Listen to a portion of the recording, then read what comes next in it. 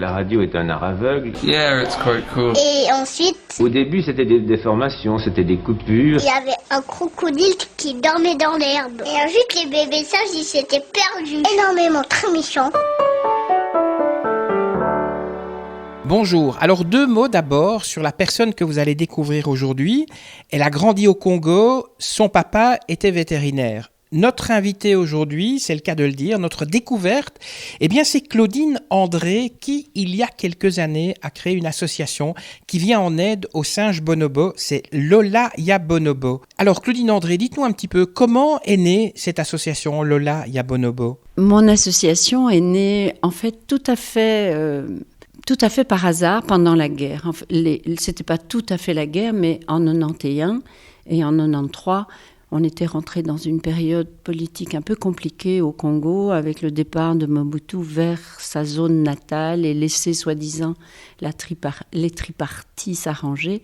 Et donc il y a eu des pillages et la ville a été détruite. Et quelqu'un est venu me demander si j'avais été au zoo voir l'état du zoo. Bon, moi, je ne m'occupais pas du tout d'animaux, mais fille de vétérinaire au Congo, arrivée là-bas en 1951, comme ça je le dis, je ne dis pas mon âge. Et j'ai poussé la porte du zoo et ma vie a changé parce que non seulement j'ai trouvé 200 animaux dans un état terrible, mais j'ai aussi trouvé 32 hommes qui attendaient Dieu sait quoi, mais qui étaient là parce qu'on leur payait le transport pour venir au travail. Et avec ça, ils avaient de quoi acheter un pain ou deux pour leur famille, puisqu'il n'y avait plus de budget et rien. Donc j'ai fait ce pari de sauver le zoo. Et tout de suite, j'ai vu que l'attitude des enfants orphelins ou des enfants sorciers ou des enfants des divorces qui traînent en ville de Kinshasa, ils se réfugient au zoo. C'était pas très sympa avec les animaux, mais le fait de leur expliquer la vie des animaux, le nom et tout, j'ai vu leur transformation qui a fait qu'après, je me suis dit, ma devise deviendra toujours la conservation commence par l'éducation. Et ça a commencé comme ça, un bébé bonobo après 2 mois, et le directeur du zoo m'a dit « Ah mais maman Claudine, là tu dois pas mettre ton cœur, ce n'est pas un chimpanzé, c'est un bonobo. Et les bonobos, c'est 100% de mortalité, ils ne veulent pas vivre. » Et c'était un nouveau challenge, celui-là il fallait qu'il vive. Et en fait j'ai vu très vite que si vous portez ce bébé bonobo, il veut vivre à cause de vous, à cause de l'amour que vous lui donnez. J'avais trouvé le mode d'emploi et de 1 à 2, et aujourd'hui 130 ou 140 bonobos plus tard, on les a toujours sauvés, quel que soit l'état terrible dans lequel ils nous parviennent. Et voilà, l'aventure a commencé comme ça. Et c'est ce même directeur qui m'a dit « Mais tu sais, tu ne peux pas aller demander des dons et tout ça pour le zoo si tu n'as pas une association et tout. » Et j'ai créé les amis des animaux au Congo dans un premier temps. Et très vite, je me suis focalisée sur les bonobos et sur l'éducation parce que j'ai pris des renseignements à Anvers, un peu partout. Et on m'a dit combien c'était un animal extrêmement fragile, mais aussi qu'il était 100% congolais. Et donc, et le dernier grand singe oublié. Et donc, tout ça a fait que, dans une période pourtant totalement troublée, j'ai commencé à impliquer les autorités congolaises, leur dire la loi existe, il faut que vous les saissiez officiellement et moi je veux bien m'en charger à votre place parce que dans le zoo il était un peu trop vétuste et un peu trop pas à la hauteur d'un animal qui est fragile pour sa santé, qui a peu d'immunité. Donc on a commencé à les mettre à la maison, dans une petite clinique vétérinaire qui avait été pillée. Et une longue aventure commençait jusqu'aujourd'hui où on les remet dans des grands espaces de forêt à l'équateur, leur région d'origine. Lola Ya Bonobo, ça veut dire quoi ? Eh bien, Lola, en lingala, ça veut dire le paradis. Donc, Lola Ya Bonobo, tout simplement le paradis des bonobos. Et quel est le but de cette association ? Le but de cette association, c'est d'abord faire connaître le bonobo. Évidemment, le but premier, au départ, c'était la réhabilitation de ces jeunes orphelins, des derniers bonobos qui ont la chance de vivre encore libres, mais si les orphelins sont là, c'est qu'ils ont été tués par les braconniers. Et donc, le premier but a été de les réhabiliter, les faire survivre, et puis servir de support à ce programme éducatif que j'ai fait pour la jeunesse congolaise. Aujourd'hui, il nous permet de recevoir des dizaines et des dizaines de milliers d'enfants depuis notre création. Et le troisième but était de mieux connaître ce bonobo, parce que de guerre en guerre, de sécession en sécession, on allait peu les étudier en pleine forêt au Congo. Ils sont vraiment perdus dans la forêt. Leur biotope, c'est vraiment la cuvette centrale du Congo où il n'a pas toujours fait bon de se balader. Donc chez nous, on a des accords avec 5 universités de par le monde, Duke, St. Andrews, Max Planck, Kyoto et Harvard. Des étudiants viennent, étudient la cognition, l'éthologie, tout simplement, le comportement, les vocalises, des choses comme ça. Si vous regardez sur le website lolayabonobo.org, vous verrez qu'il y a 57 publications scientifiques sur les bonobos. Et le dernier but, qui est arrivé après 2005, c'était la réintroduction en milieu naturel de groupes bien organisés socialement et de les réintroduire dans leur forêt primaire d'origine. Est-ce qu'il y a une différence entre les chimpanzés et les bonobos, ou c'est la même espèce ? Non, c'est absolument pas la même espèce. Ce sont 2 pannes tous les deux, mais c'est vraiment 2 espèces génétiquement différentes. Ils se ressemblent, ils sont assez proches l'un de l'autre, et ils sont plus proches de nous que des gorilles, par exemple, génétiquement parlant. Mais le bonobo est plus longiligne, vous allez me pardonner de le préférer, mais il est très beau, plus longiligne, il a les jambes et les bras, enfin les pattes, on a toujours l'impression de devoir faire de l'anthropomorphisme quand on parle d'eux comme ça. Les membres inférieurs et les membres supérieurs ont quasiment la même longueur, ce qui n'est pas le cas pour le chimpanzé. Il a les membres inférieurs plus courts. Il a une face noire, des petites oreilles noires, des lèvres roses, mais aussi une coiffure, c'est-à-dire une ligne au milieu, et dans le dos, vraiment une coiffure. Il marche beaucoup plus en bipédie que le chimpanzé, et il est, plus élégant, je dirais.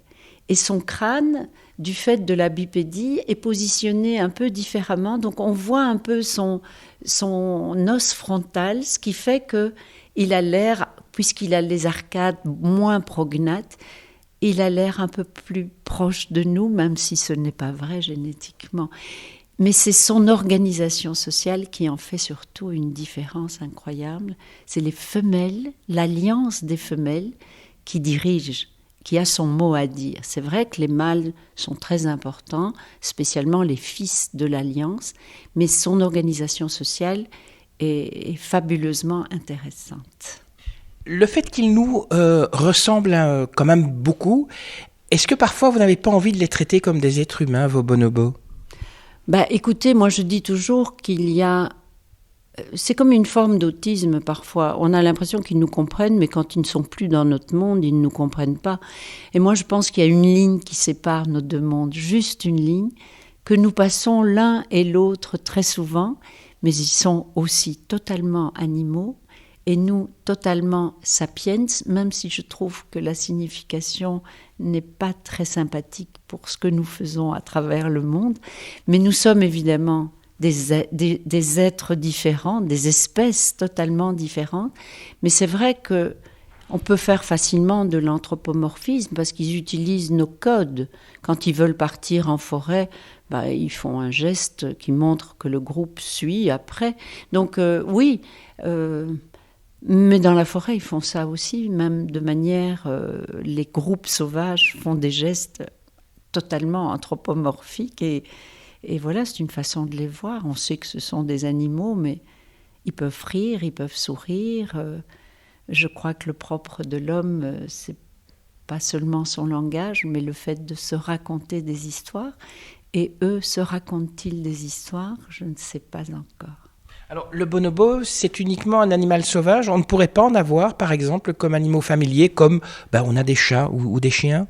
Non, c'est absolument... Le bonobo est absolument un animal protégé par la loi dans le pays d'où il est, c'est-à-dire la République démocratique du Congo.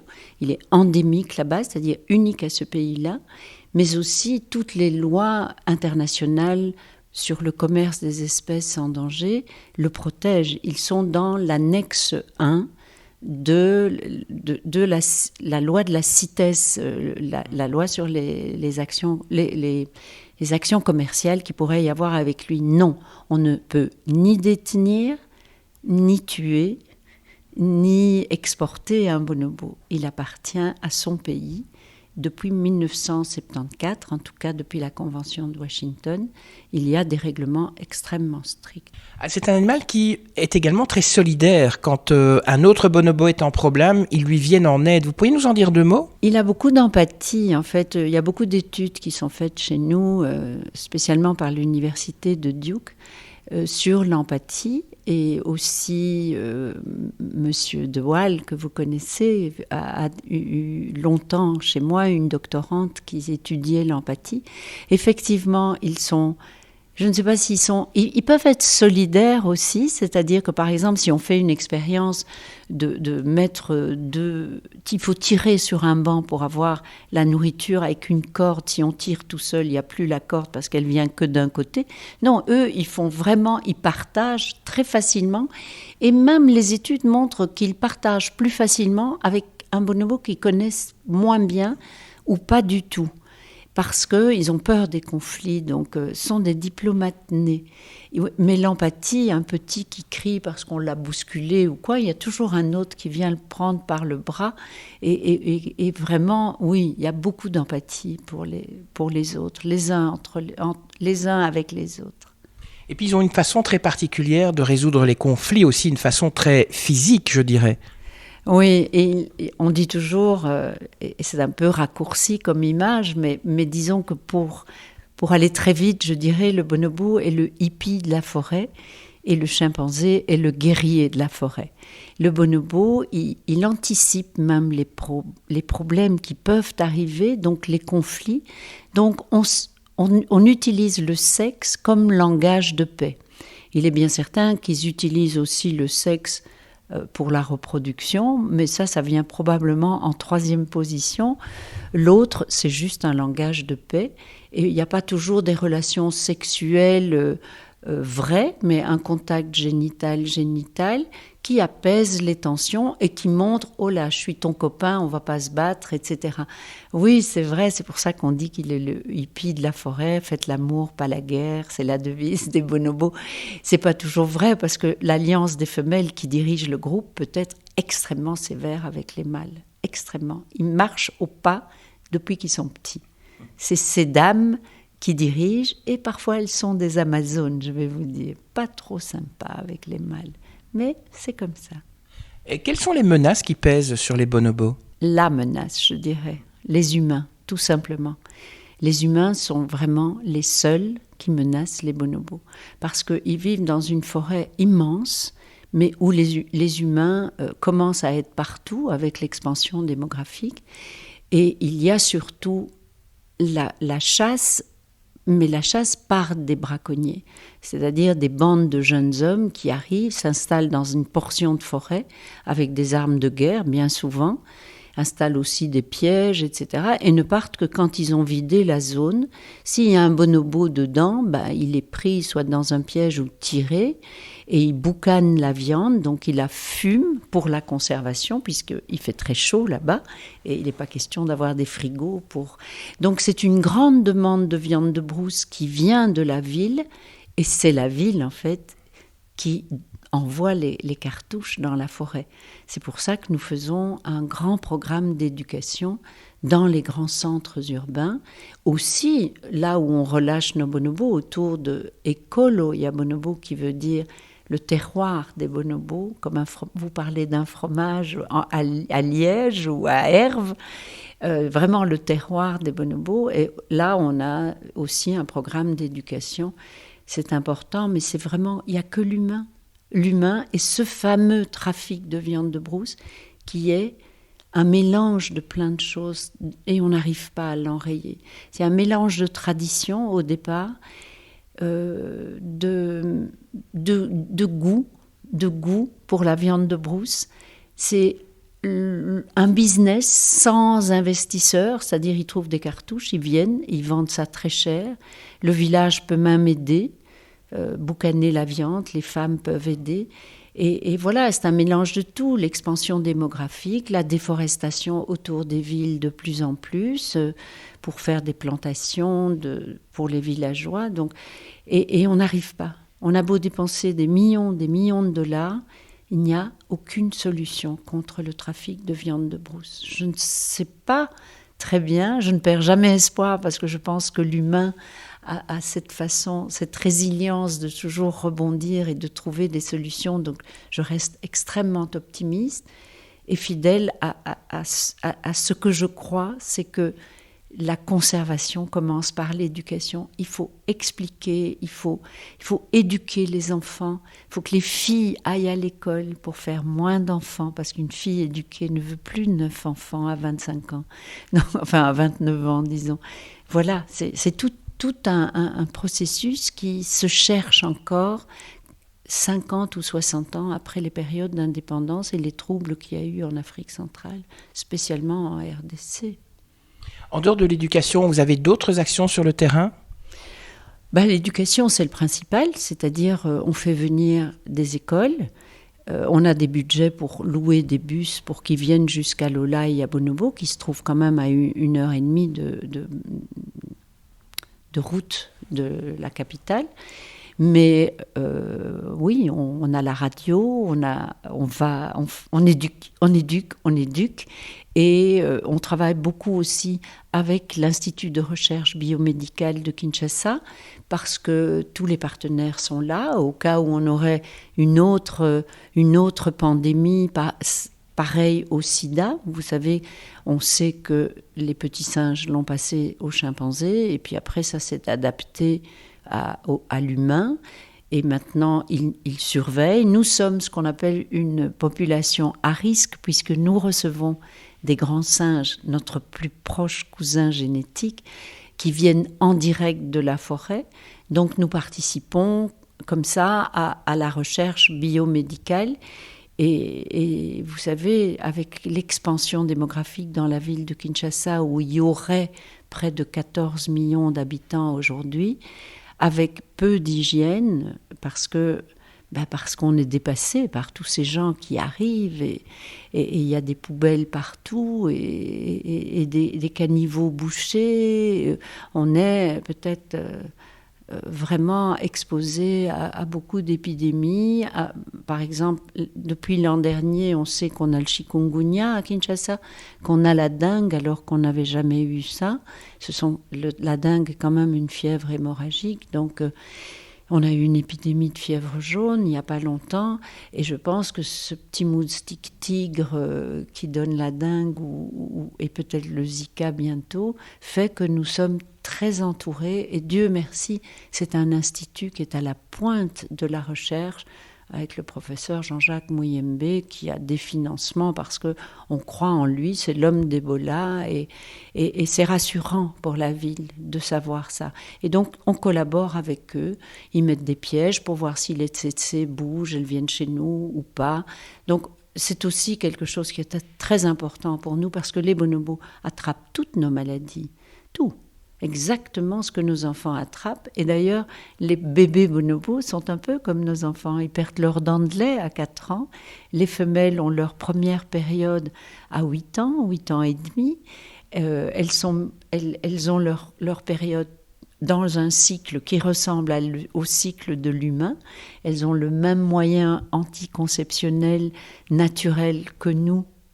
J'allais dire que nous avions, parce que depuis on avale tellement d'hormones qu'il est un peu plus tout à fait pareil, mais quand elles donnent le sein, elles n'ont pas d'ovulation, donc elles ne conçoivent pas un autre enfant et peuvent se consacrer 4 ans à l'allaitement, ce qui fait qu'une femelle bonobo qui a une portée presque pareille à la nôtre, autour des 8 mois et demi, ne fait que 5-6 enfants sur toute sa vie, Et donc, on en tue beaucoup plus qu'il n'en est. Combien de temps vit un bonobo ? Mais c'est quelque chose pour lequel on n'a pas beaucoup de recul, puisqu'on l'a découvert en 1927 vraiment comme espèce différente du chimpanzé. Il reste un pan, mais un pan paniscus, alors que le chimpanzé est un pan troglodytes, avec beaucoup de sous-espèces des deux côtés, mais de son côté, mais les bonobos sont uniques en fait. Et donc, je ne sais plus votre question. Jusqu'à quel âge vit un bonobo ? On dit qu'ils peuvent vivre jusqu'à 50, 60 ans, mais ils sont extrêmement fragiles. Dans leur biotope, évidemment, ils rencontrent moins de choses. Moi, j'ai relâché des bonobos depuis bientôt une dizaine d'années. Ils n'ont jamais eu une seule maladie. Pourquoi ? Parce qu'ils sont chez eux et les humains ne pénètrent pas dans cette forêt marécageuse. Mais il y a quand même un pic. Un peu comme chez les humains, on dit toujours que les hommes, plus que les femmes d'ailleurs, ont quand même un pic de mortalité dû par les crises cardiaques vers les 50 ans, etc. On est en train de participer à une étude sur les bonobos en captivité, en semi-captivité comme à Lola, ou en vraie liberté à Louis Cotal dans le parc de la Salonga, parce qu'il semblerait qu'il y aurait un pic aussi pour les grands singes vers les 35 ans, où les mâles sont plus susceptibles d'avoir des crises cardiaques, on croit en tout cas. Voilà. Parlez-nous un petit peu de ce programme de réintroduction qui est organisé par votre association. Mais écoutez, en 2005, j'avais peut-être déjà 85 bonobos à Lola et à Bonobo. Je les voyais arriver de plus en plus. Et je me suis dit, mais mon Dieu, qu'est-ce que je vais faire dans 10 ans ? Parce que je crois que quand on travaille dans la conservation, il faut avoir une vue à moyen terme, au moins à long terme si possible, mais rarement à court terme. On est déjà dépassé le lendemain. Et je me suis dit, mais est-ce que je vais un jour devoir euthanasier les derniers orphelins des derniers bonobos qui ont eu la chance d'être encore libres et les refuser parce que je n'avais pas de place. Donc, à ce moment-là, avec l'Union internationale pour la conservation de la nature, l'UICN, ou l'IUCN en anglais, ils avaient des lignes directrices, des guidelines pour la réintroduction de certaines espèces qui avaient été particulièrement réussies, comme les petits singes tamarines, etc. Et donc, ils ont fait une réunion pour remettre les guidelines à jour et essayer d'englober les grands singes. On se disait, on ne trouve pas de solution contre le trafic de viande de brousse, il faudrait peut-être essayer de faire la réintroduction. Et moi, ça m'a botté, et je me suis dit que voilà ma conscience en paix si je réussis à faire ça, et à commencer pour moi une des plus belles périodes de ma vie, c'est-à-dire suivre cette ligne directrice extrêmement stricte, mais trouver 6 sites éventuels pour faire cette réintroduction, ce qui m'a permis de partir à 1000 km de Kinshasa juste après la guerre et de retrouver ce que mon enfance m'avait donné à l'âge de 3-4 ans. Avec mon père vétérinaire, on allait dans les pays des 1000 collines, dans le Kivu, le Rwanda, le Burundi, en 1951, en chaise à porteurs, parce que les villages étaient partout, et il y avait une grande épidémie de charbon, qui est une maladie qui décimait les vaches Watutsi, les vaches avec des très longues cornes. Et mon père me laissait aller jouer avec les gens et tout. Et ici, j'ai trouvé que les gens n'avaient absolument pas changé. Les citadins sont aigris par leur pauvreté, etc. Mais dans la forêt, ayant survécu à tous les déboires, à tous les désolations d'être abandonnés par les uns et par les autres, ils étaient très heureux de me voir. Et surtout les femmes qui me disaient « Tu n'as pas de mari, toi ?» Je dis « Mais oui. » Et des enfants, oui, 5 enfants, et même des petits-enfants. Alors elles disaient « Ah ben alors la guerre est finie, sinon ils ne la laisseraient pas venir. » Et ces gens d'en bas, vraiment d'en bas, je me suis dit que c'était ça mon projet. Il fallait remettre les bonobos, mais avec eux. Parce que un projet tout seul comme ça, si les gens ne comprennent pas.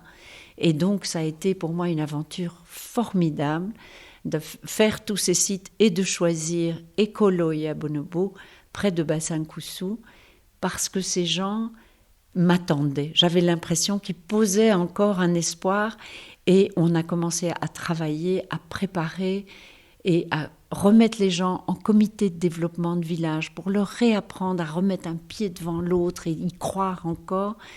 Et on a fait des arbres à problème, j'ai engagé un sociologue, voir leurs attentes, ne jamais dire « je vais revenir avec des bonobos et c'est grâce à ça ». Non, vous avez la chance d'être dans l'habitat des bonobos et c'est un espoir pour vous, pour demain, etc. Donc a commencé une aventure formidable de travailler. Et vous savez, ces gens-là, ils vous portent. La pyramide, tout à coup, se renverse. On leur fait confiance à la base et ils vous donnent une énergie positive et cette pyramide se renverse et part vers le haut, alors que tout le temps, la pyramide part vers le bas. On distribue l'argent à des projets, des grandes associations et en fait, ils ont beaucoup de frais et ça arrive sur la pointe auprès de ces populations qui sont au contact vraiment des projets. Et ça, c'est important de retourner cette situation. Je ne vais pas dire du tout que les grandes ONG ne sont pas nécessaires parce qu'elles ont le poids pour faire des grandes organisations, spécialement tous les mois dans des hôtels 5 étoiles qui rassemblent les mêmes personnes, mais elles font avancer les choses officiellement. On a tous un chemin à faire quand on est dans la conservation. Alors, les gens qui vous écoutent à la radio, ils ne visionnent peut-être pas très bien votre travail. Il y a ce DVD qui pourrait leur être utile, qui s'appelle Bonobo, et qui raconte l'histoire de Benny. Vous pouvez nous en dire 2 mots de ce DVD qui s'appelle Bonobo, en fait? Oui, ça s'appelle Bonobo, et maintenant il est sorti aux États-Unis. Ça s'appelle Bonobo Back in the Wild. Et c'est en fait l'histoire d'un petit bonobo, heureux dans la nature, sur le corps de sa maman, l'arrivée des chasseurs, et puis un long parcours jusqu'à Kinshasa, dans des bateaux, dans tout, et puis sa confiscation, la chance de rencontrer Lola Yabonobo, sa réhabilitation, son introduction après dans des grands enclos et son retour à la forêt. Ça explique tout ce que je vous ai raconté. C'est pas un documentaire en fait. Ce n'est pas un documentaire. Il existe vraiment ce Benny alors? Benny, et d'ailleurs il a été remis dans la forêt, mais ce n'est pas au moment où j'ai fait le film qu'on a fait ça. C'est parce qu'on ne peut pas, c'est trop scientifique, c'est des vraies cages, et là c'est des caisses en bois, etc. Mais l'image, c'est un docu-fiction, moi je dirais. Et ça raconte, les enfants adorent, mais les grands-mères comme moi aiment aussi suivre ça. C'est vrai que c'est un docu-fiction, mais qui parle des bonobos et qui explique l'histoire, mais c'est pas seulement l'histoire des bonobos, c'est l'histoire des chimpanzés, des gorilles et même des orang-outans en Asie. C'est l'histoire de tous ces orphelins grands singes. Et c'est vrai que ça donne une très très belle histoire, et c'est un... Oui, les enfants aiment, mais ceux qui les accompagnent devant l'écran l'aiment aussi. À regarder en famille. Une dernière question, d'ici, de Belgique, comment peut-on aider votre association? Ben écoutez, on a toujours besoin d'argent, il faut dire les choses assez crûment, parce que avoir un staff de 80 personnes, avoir des déplacements à faire, c'est 19 heures de pirogue, ça coûte de l'argent. On a des patrouilles anti-braconnage là-bas, on a un sociologue, on a même un diététicien qui explique aux mamans que la vie aujourd'hui, c'est aussi planter et ne pas se baser sur le poisson que la rivière donne seulement et de laisser pleurer les enfants quand ils ont faim. Non, on peut changer de système, ce sont des peuples de la forêt. Et à Lola Yabonobo, payer des bus pour des enfants, les déplacer, avoir plus de staff congolais pour faire l'éducation dans les écoles, tout ça coûte de l'argent. On peut donc faire un don. On peut aussi parrainer un petit bonobo, c'est 20 € par mois. Ça ne suffit pas, mais tous les parrains ensemble font un beau bouquet d'argent qui nous permet de faire survivre ce projet. Nous aider, c'est malheureusement, nous sommes loin, on ne peut pas faire des dons d'habits, des choses comme ça. Les visiteurs, on peut venir nous voir, malgré que le Congo a mauvaise réputation, mais les gens qui en reviennent ont des étoiles dans les yeux. C'est comme ça que la VBB a été créée, parce que les gens trouvaient ce projet extrêmement sympathique, avec un staff qui travaille avec son cœur, qui aime les bonobos, qui en parle comme s'ils étaient leurs enfants. Et oui, devenir membre de la BB et parrainer un bonobo ou faire un don pour nous aider à continuer, avant qu'il ne soit trop tard, à porter cette parole partout dans le biotope des bonobos et aussi à Kinshasa, dans les écoles, dans nos clubs de bonté pour les animaux. On n'arrête pas, vous savez, il se passe toujours quelque chose à Lola et à Bonobo. Ça y est, c'est fini.